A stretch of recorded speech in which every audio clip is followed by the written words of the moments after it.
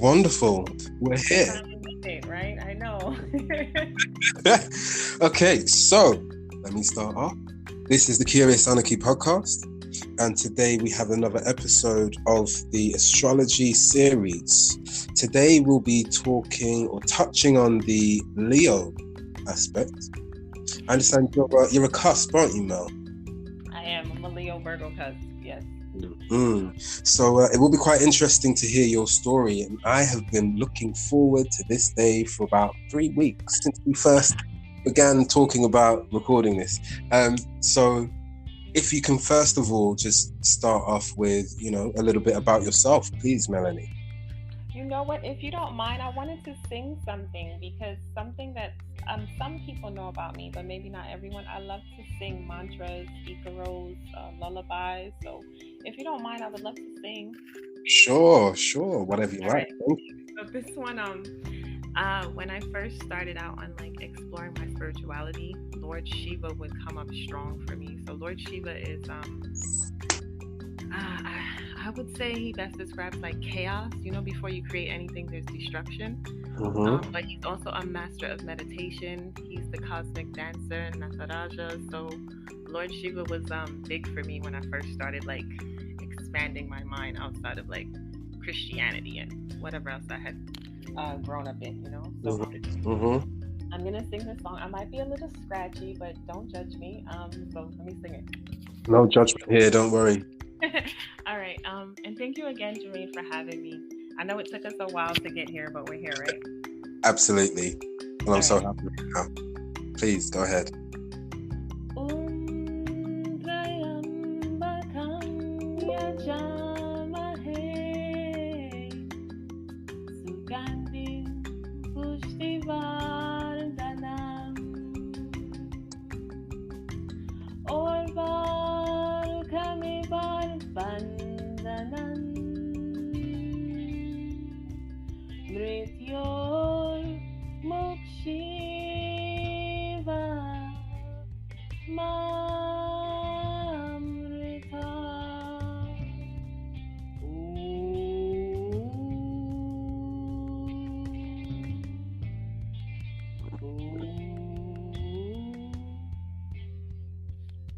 Namaste. So if you'd like to know what that means, it's basically we meditate on the three-eyed reality which permeates and nourishes all like a fragrance. May we be liberated from death for the sake of immortality, even as the cucumber is severed from bondage to the creeper. So basically it's a very ancient Sanskrit mantra. It's for enlightenment. It purifies karmas of the soul at a very deep level, and it's great for mind, emotional, and physical health. So that's one of the songs that I love to sing to give me peace and make me feel better about myself. So I just wanted to share that with y'all. Thank you so much for that, Mel. I really appreciate it. Wow. Okay, so off the back of that then, could you kind of just share a little bit about what you're up to in life at the moment?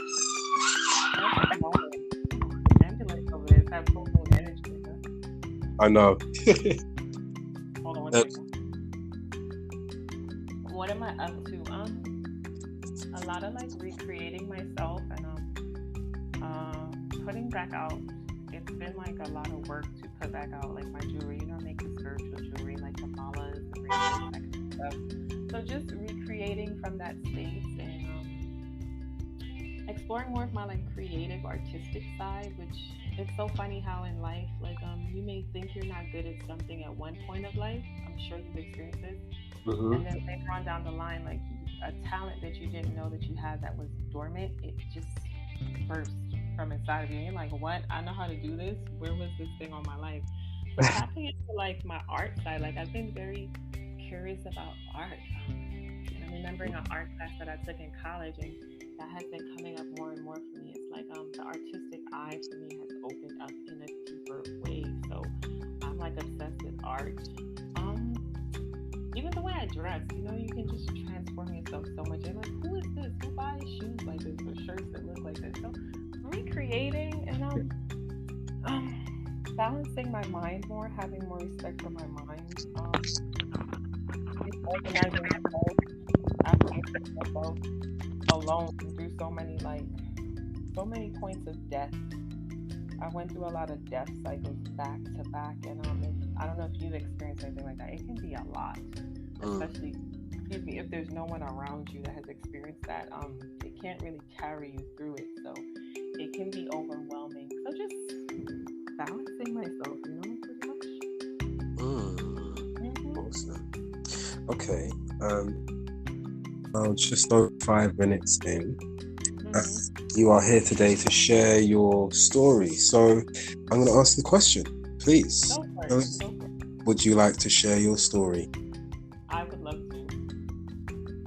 Go ahead. It's all yours. So, when you came to me with this question about sharing my story, I was a little bit all over the place.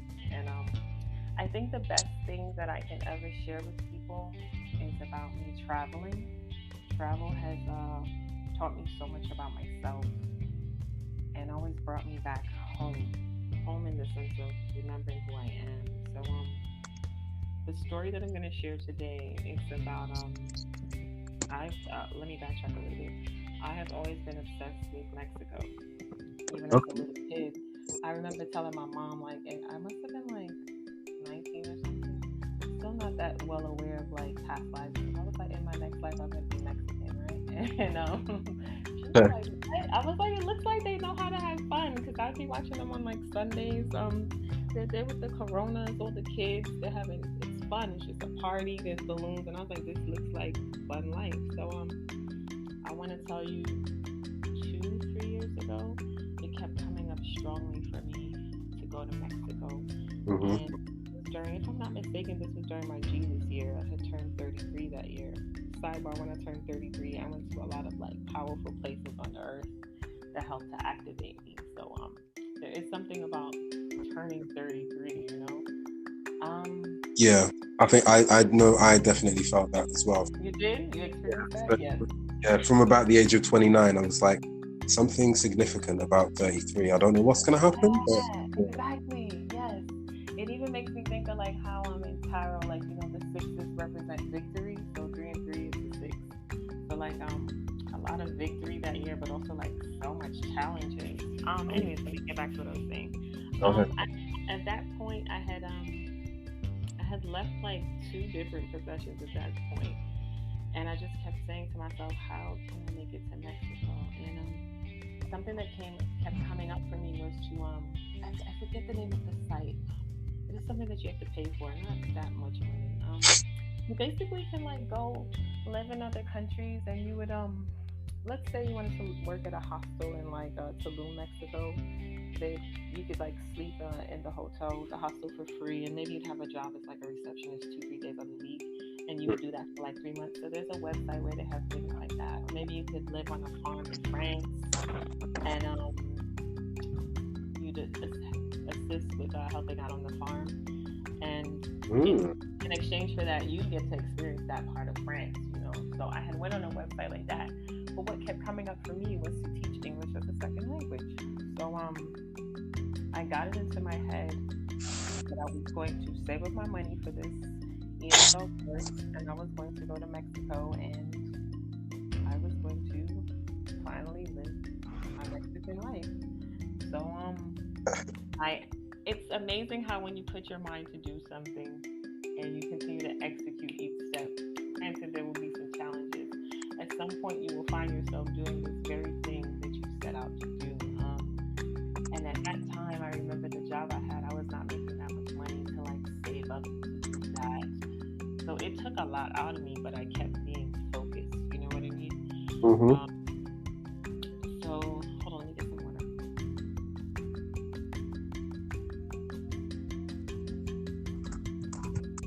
So yeah, so I saved up the money. Got myself together, and I made it to Mexico. Even the ticket that I got to go to Mexico, it was not the best ticket. I think something that it should have took me 3 hours, Jermaine, it took me about like 12 hours to get to Mexico. I didn't have that much money at that time, but I knew I had to get a ticket. So I think I had to go to Seattle first and then come to Mexico. So I Wow. made it. Yeah, I made it to Mexico, and I just remember when I landed, like looking around, I was just so touched. Like I wanted to cry. I can. I remember the guy. His name is Nestor. He drove me to student housing. The young lady who works at the school, she helped me with my bags to go upstairs, and I just remember coming to Mexico and feeling like home. You know, I wanted to cry. I didn't cry a lot when I was there, and when I went to school, so it's a 4-week ESL course. I believe there were 8 of us, including the teacher that makes 9. It was the best 4 weeks of my life. It is something I wish I could go back to almost once a month. I have these like feelings that I wish I could go back to that time in my life, because it's actually pretty hard to find 8-9 people that can like coexist in one room. Everyone can just appreciate each other. So going to Mexico resurrected a lot in me. Even some of the places that I went, I remember, and help me if I go off on a tangent, because I'm known for going off on a tangent, okay? No, you're good. We can tell. I remember one day the school just paid for you to go on excursions every weekend, and I remember one of my classmates, he said, this weekend, do you guys want to see like a beach? Go to this beach. Mexico has so many beaches. And, they were supposed to camp on the beach. We weren't planning to camp. And when we got to that part of the beach, it must have been 6 p.m., right? And they're like, this is when I learned that Mexicans, you know, they have like a time problem. So they were like, yeah, it's like a little 15-minute walk through we're just gonna go through this little trailway. Jermaine, it was like an hour's hike through an old Mexican jungle, and I swear to you, there must have been snakes, all kinds of stuff, and the sun is setting. So we get to the other side of the beach, and I realized, wait a minute, they're planning on camping here, and I didn't bring any camping anything. So that night we slept on the beach, one of the best nights of my life. We cried, we sang, there was a bonfire. Did you sleep in tents or just on towels? No, so here's this. So there's a young lady, they had a friend. She does like a Mayan dance on the, I forget what you call it, the Maricon, this boardwalk in Vallarta. She showed up at like 9 p.m. She walked straight out of the forest. It's dark. Okay, this girl is brave. I mean, she drove through the forest by herself. And she's like, I have a tent, you know? So us girls, we got to chill out in her tent. It was a beautiful night under the stars. I could say so much. Something one of my old professors told me in speech class, cut out the Miss Martin. One of the best times of my life. So I graduated. And that's when things started to change a little bit, because I didn't stay in Vallarta. I went to Guadalajara. And that's when everything got a little bit rough for me, because I couldn't find an apartment. I kind of liked my teaching assignments, but then I didn't. I felt too boxed in. And then something started to happen that I think we don't speak enough about. And I can remember doing a Facebook message about it too at that time. This is 2019. Sometimes we manifest something, Jermaine, and when we get it, we don't want it. Yeah, and then you start to say, wait a minute, how did this happen? I thought I wanted this thing, and you can kind of like beat yourself up, because you're like, I took all the steps. I don't understand why isn't it working. And that's when my Mexican experience got a little bit crazy. You know what I'm saying? Like I didn't appreciate what I had, like not enough gratitude. But it taught me so much about myself. Once again, travel has always revealed so much to me. It has taught me so much about myself. So I'm going to stop talking a little bit just in case you have questions. No, carry on. So Mexico. I cried when I left Puerto Vallarta. I remember being on that bus and seeing a rainbow. It had just rained, and my intuition, it said something in Latin, basically fortune favors the bold. And I just remember feeling so brave, but also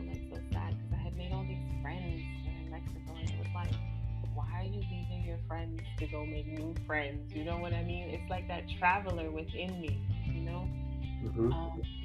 I know I keep jumping from like past to present, you know, but sure you'll get it. I can be a little wild like that on a tangent.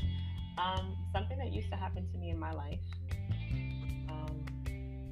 Anytime I have to move, I would hear a song. I'm very clairaudient. I can hear very well. There's a song by Lips. Gotta make a move to a town that's right for me. You know that song, right? I Well, don't. talk about it, talk about it, talk about moving. Oh, yeah. Okay. Funky town. Yeah. So no lie, when I got to the bus station in Guadalajara, guess what? There was a guy playing that on his boombox. So that like activated something in my spirit where it was like, no, this is where you're supposed to be. But long story short, my story is Mexico taught me a lot about myself. It taught me that I'm a traveler. There were some gritty parts of that trip. Some parts of Mexico you can just feel like the hardness. You know what I mean? Mm. But also I met a really good friend there. He lives in Ajijic, or at least he did at the time. And I spent some time up there. There was a great solar eclipse that passed. And I remember just hanging out in the hammock, chilling with his dog, smoking some weed. It was such a beautiful time in my life.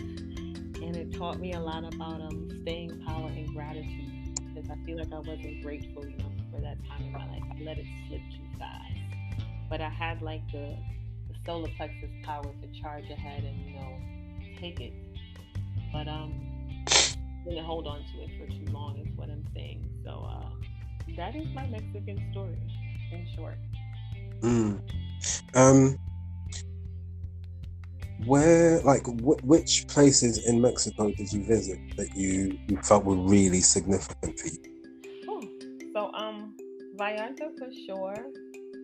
Ajijic, because the hills, it kind of feels like you're in the Congo, which I've never been to the Congo, but I must have ancestors from the Congo. Rosarito Beach, which is a little bit more American, but the houses, they're like Pueblo style, you know? Just so colorful. And Mexico in general, I did end up taking a bus ride from what's that? Guadalajara all the way to Tijuana. So I saw a lot of Mexico. Mexico is big, bigger than people even think, you know? Mm. But definitely, I would say like the beaches did something to me, and just in general, just the people. Those parts really, it called out a lot to me. Not a lot that I can talk about because some of it is very deep spiritual things there are very deep spiritual things that happen to me. But excuse me, it definitely helped me to grow.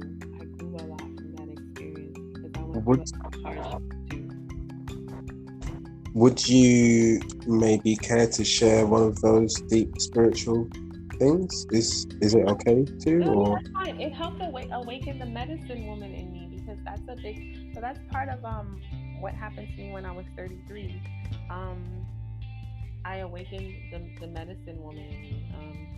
That's a gift that I have naturally, and part of going to Mexico is like it activated that past life energy. You know what I mean? I came back with so much more appreciation for the earth. Just so much changed in me. But I also went through a lot of death. A lot of death from that experience, yes. So I guess you were feeling alive and there were people passing around you in that moment. Say that one more time. You were feeling alive and there were people passing away in that moment. Yes, there was a lot of life. And I can remember even there was one point during school, again, it's only 4 weeks, very short. A month is not as long as you think it is, you know? Yeah.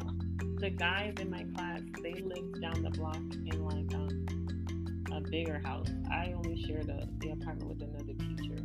So I remember at one point, I wasn't even going home to my house. I was down the block with the guys, chilling. I never wanted to go home. The cobblestone streets would just give me so much peace. It was like I was alive. That's one of the places I can definitely tell you I came alive on earth. I always tell people to like find your home. I think when you find home, it's a power place for you. You know, you feel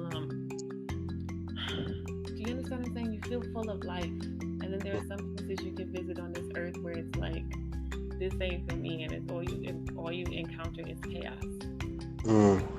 That was one of those places where I was at peace. A lot of peace it gave me. And like I said, the healer in me grew a lot from Mexico. A lot. And I even think some of my fashion, because even if you see the girls in Zapopan, how they dress, they're pretty stylish. So now looking at some of the clothes that I bought recently, I'm like, hey, you know, I'm pretty Mexican.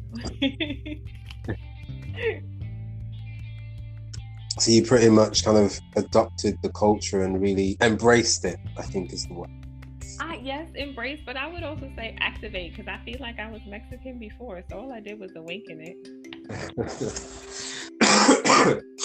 Awesome.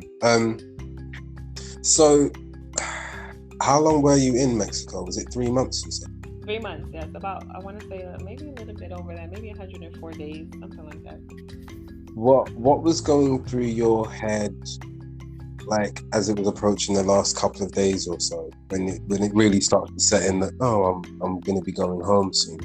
Honestly, I was happy, but in retrospect, no, I shouldn't have been happy. I should have fought more. I should have stayed, because what started to happen to me was I started to feel homesick, but I didn't even recognize why. It was because I hadn't made any friends yet. And that was hard for me to admit. I'm somebody who can get along without people, but when I look back at it, it's like I was just now starting to get it, and I walked away from it because I remember the hostel I was staying in right before I left. Guadalajara, the guy told me who owns it, he said, after work on Fridays, we go to this, I forget, agave something. He's like, and we have tequila, and he was like, you're always welcome to come join. And I did not take advantage of that. So much that I wish I would have done differently, because why did you not go? Because my head was 5 other million places. Okay, something that I've been healing myself from as I've been growing up. You know, I want to do this, I want to do that, I want to do this. Sometimes that's why I said we can manifest things and then we don't even realize, oh shit, I got it, I did it, and then we take it for granted.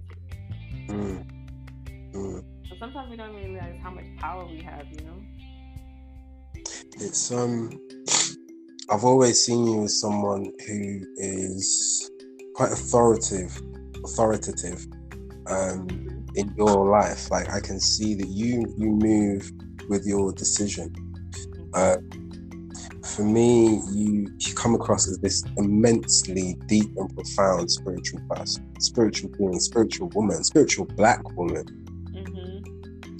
Right? So you're living a very layered experience, and you're doing an amazing job.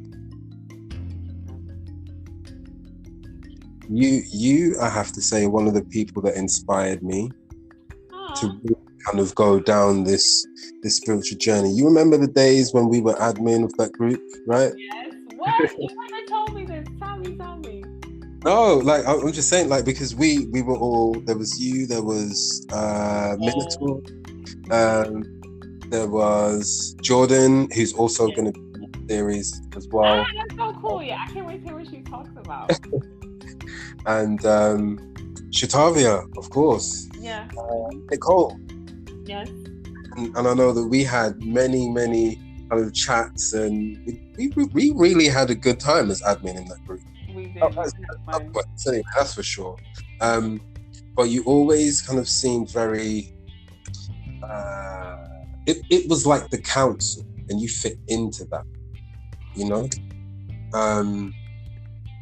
It was a very interesting time of life, and just meeting you all and getting to know you, and especially yourself.